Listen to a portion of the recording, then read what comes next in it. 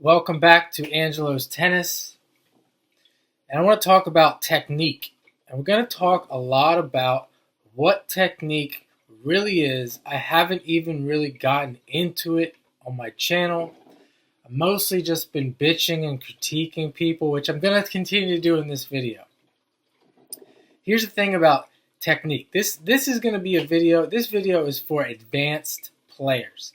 Advanced players, let's say, even if you're a beginner out there, an intermediate player, you're gonna find out what happens when you get to the advanced level. And here's what happens when you get to the advanced level: you feel like you could pretty much do anything. Like if I want to change something about my forehand or my backhand, or change my grip, etc., I can do it. I can do it. But the question is, do I want to do it, or should I? Should I be doing it? Is it going to really do anything? Is it going to help me get better? It might make me feel. It might make me feel like I'm getting better. It's like trying to. Here's what it really is. It's like trying to feel good all the time when you know it's not going to work. It's never going to work. So here's what you should be doing. So we have on the one side, we have, well, I'm going to tweak my technique. I'm going to hold the racket this way, have my arm out to this far, blah, blah, blah, blah, blah. And then here's what I should be doing on the other side. On the other side, what I should be doing is focusing on the task, focusing on the patterns, focusing on my accuracy, focusing on my decision making, things like that. And what I want to talk about a guy named Roger Federer, because everybody on the planet thinks that Roger Federer has the most amazing technique ever. And what Roger Federer actually does have, he has what I would call varied technique. Roger Federer, in my opinion, does not focus on these things that the mediocre advanced player focuses on. What Roger Federer focuses on is the patterns, on being accurate, hitting targets. He lets the form, he lets the function, where he's trying to hit the ball, what he's trying to do with the ball, determine his form. That's what Roger Federer does, okay? You people think he went through and sat there and worked on this and worked on that, and I'm telling you, you're wrong. You're wrong. He's never done that. And here's the thing about else what someone like Roger Federer has done that you probably haven't done. He's consistently, think about this, he's consistently played 90 matches, give or take, 90 matches since he was 14 years old, per year. Okay, if you go back and watch film of him, he doesn't really look like he does now. He's very consistent, hitting the ball fast. The court speed is, the courts are faster. The players are hitting more directly. There's not as much variation.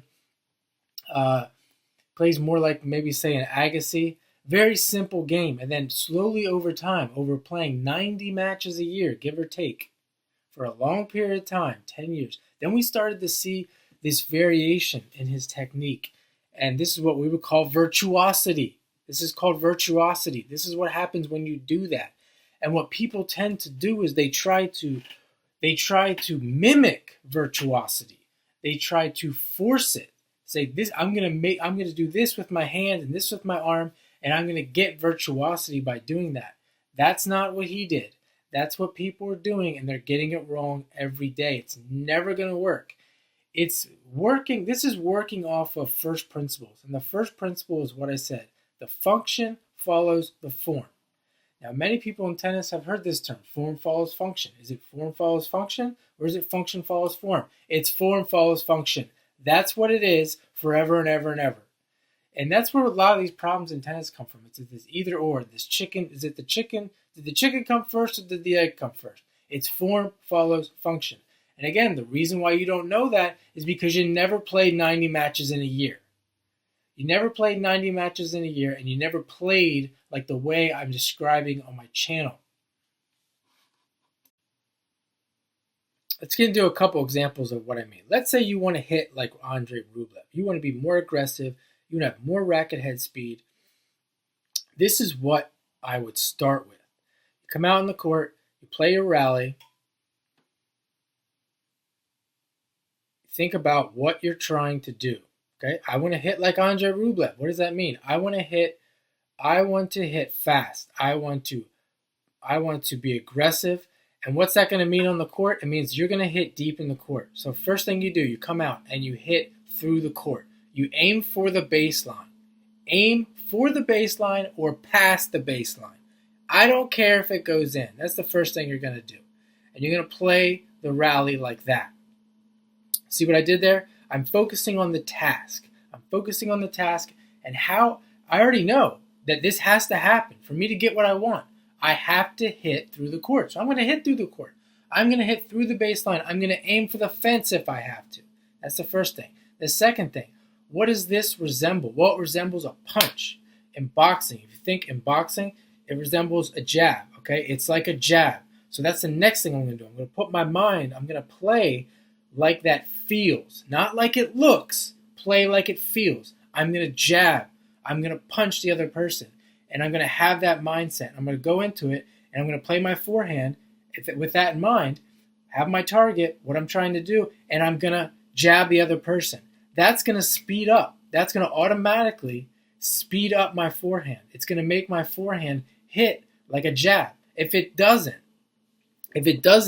well, maybe you just don't have it in you. Maybe you're a pussy. Maybe that's what that means. You're a pussy. I'm just messing with you. I'm just messing with you. So if you go through that and you still feel like I'm not getting what I want, you still need to do those first two steps. But let's say you are a pussy. You're like, damn it, I'm a pussy. That's right. I'm not getting it. Next thing you need to do is you would need to work on your speed. You got to work on your speed and your strength. So you're going to hit the gym. You're going to do speed, strength exercises. Combination, which I'm not going to get into this video. You're going to do a combination of speed and strength exercises to get stronger and faster, to combine speed and strength to up your speed strength. That's what Federer did. You see, Federer's not big and strong. He's not, all these tennis players, they're not jacked, okay? Because they have worked on their strength together with speed. They don't just lift weights. That's what you have to do, and you can do that on the court. That's the third step. So maybe you don't have that. And then once you work that and you go back to the second step of playing it like it's a jab, you have the first step, and now you're going to be able to do that. And that is the way it's done, because that's the way it is on the court. You can't actually see yourself. You're never, ever, ever going to see yourself on a tennis court. Okay, this camera here didn't exist 100 years ago. It didn't exist 1,000 years ago, 1,000,000 years ago. Just because it exists doesn't necessarily mean that it's good to use it. And that's a whole nother video. That is a whole nother video. A lot of this technology, just because it exists, doesn't mean that you should be using it. So one more. I'm going to give you one more example. That was my first example. Here's my second example. You want to dance. You want to dance on the court like Roger Federer. It's very simple. You need to learn how to dance. If you don't know how to dance, okay, you don't know how to dance, you're never going to move like Roger Federer. So you go and you take dancing lessons. You learn how to dance. You learn how to dance on the court. Really, if you want to just be on the court, I don't know that Roger Federer took dancing lessons, but he's got finesse, he's smooth, he's such a great mover with his footwork, etc. These are things that people say. I'm going to go take dancing lessons. Or I'm going to dance on the court. How do I dance on the court? Well, I'm going to come out and I'm going to play a rally. And I'm going to pick a pattern. This is a great way to learn the court as well. I'm going to put my targets up on the court. I'm going to put my 5 targets that I do with my system. I'm going to put them up on the court, and I'm going to rally with somebody they're going to have their 5 targets too, and we're just going to play to these different targets. I'm not really going to be concerned about where the ball goes or the pattern, etc. I'm just going to play with the targets, and my opponent is going to play with the targets. And the rallies are going to be long, 10, 12, 15. We're going to do that for a long period of time. This is going to keep the ball in. This is going to vary my steps, and I'm going to learn how to be a dancer on the court. I'm not going to be concerned with anything else other than what I just mentioned. I want to play with the targets, and I'm going to get good at dancing on the tennis court, and I'm going to become a dancer on the tennis court. Like Roger Federer, that's what I'm going to do. See how I'm actually now is my form is following the function. What's the function? The function is to move and dance on the tennis court. How do I do that? I set up the scenario that's going to enable that, and then my form is going to follow that over a long period of time. Same thing with the boxing analogy. I have to learn what do I want to do in the court? I want to hurt my opponent. I want to metaphorically hurt them. This is why I don't box, because I don't want to actually hurt people in real life.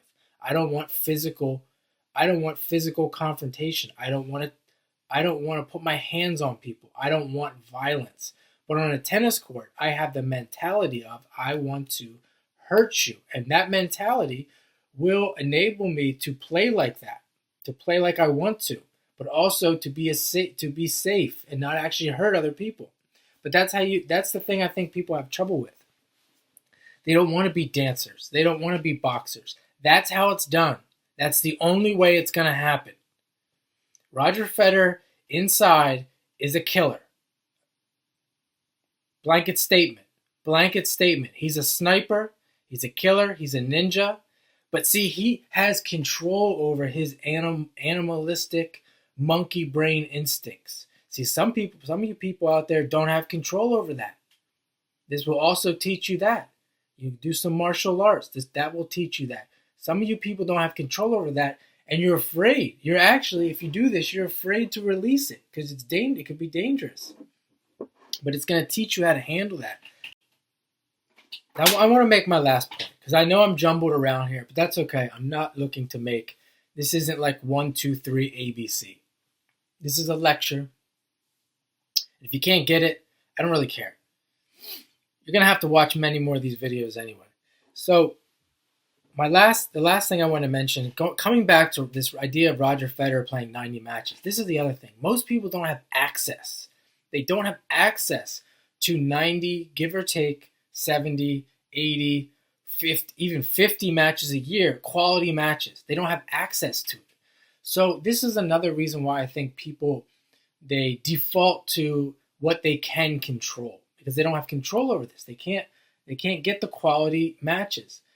And I don't know what else to say. It's a big problem. It's a major problem. This is probably the number one problem as to why you can't effectively, or why you don't effectively do what I'm describing, because you can't. You can't do it. So you default to what you can control, and you think that this is how you do it. It's not. Probably the real reason why you're not getting it is because you don't have access to 60 quality competitive matches a year against different players. Because that's where you're going to practice this. That's where you can practice playing to the target. See, if I get a ball machine out, or I get the same player that I'm always playing against, and I practice the targets, and I do what Angelo's saying, and I practice the patterns, etc. And great, I had a good day. But then next day I go out and I'm playing against the same player. It's on the same court. I don't have access to a different court, different player, different conditions, because that's how you master this. That's the way to do it. That's how you get good. That's the best way. The other way, everything else is fake as far as I'm concerned. So that's what you really want to do. If you can change courts, if you can change opponents, and then, like, let's say I'm working on the defensive pattern of playing to the back of the court, and then I do another video on this. I say I'm playing to the back of the court, and then when I get a short ball, I'm going to go to a corner and see what happens. I'm practicing that pattern. I want to practice that against multiple different players so I get good at it. So I get training. So I train my mind how to do it despite the conditions, despite the wind, the sun, the opponent, etc. I want to get good at doing that on the spot. Because this idea that my arm and my form is going to be exactly the same is bullshit. See, people don't realize that. It's never going to be the same. The conditions will rarely be the same. But for them, it usually is the same. Let's say I'm a college player. I'm playing on the same fucking indoor court every home match. So in their mind, they'll be like, well, Angela, you're wrong. I am playing on the same court. This is my reality. Well, perception is reality. That's what they say, right? You're right forever and ever and ever. You're going to be right. And what I'm saying is wrong. Because you're in your little world and you think because you play in the same indoor court against the same bullshit players that do the same shit, that's the way it's done. And I can't argue with that. I can't argue with that. But principally speaking, theoretically speaking, this is how it's done. This is how guys like Roger Federer, if you want to say that he's the best, if he's got the greatest technique, I'm telling you how it's done. He didn't do it playing on indoor courts, the same indoor court, against the same fucking players. He didn't do it that way. That's how he got that way. That's how he got on the spot better than everybody else.